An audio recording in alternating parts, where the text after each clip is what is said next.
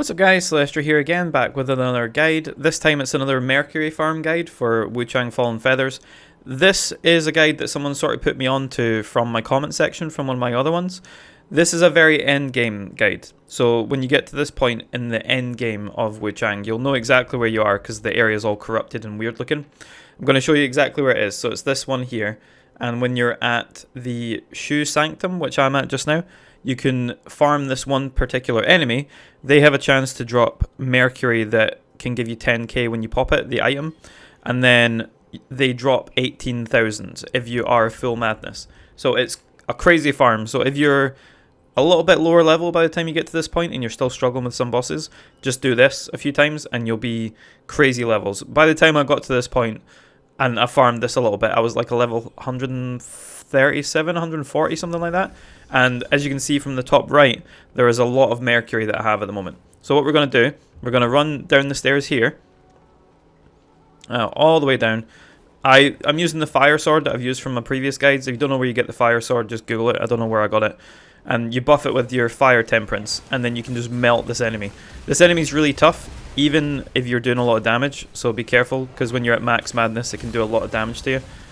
So just make sure you're dodging stuff. Yeah, as you can see, a lot of damage there. A fair amount of damage. It's almost dead. There you go. 18,000. And like I said, it has a chance to drop one of the Mercury items that also gives you 10,000. So that's 28,000 if you're lucky. But obviously 18,000 from one enemy is pretty good, considering that barely took any time at all.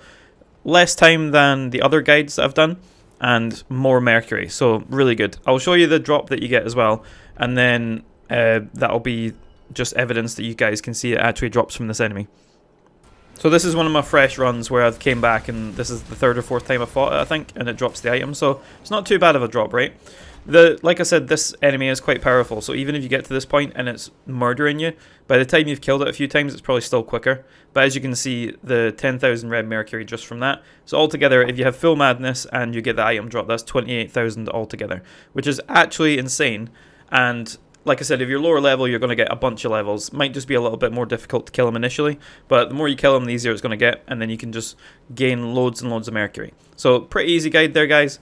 Hopefully you have been enjoying the Wuchang content. I'm maybe going to do a few more boss guides, and then we're probably going to have to move on to another game because there's a bunch of games coming out this month and next month.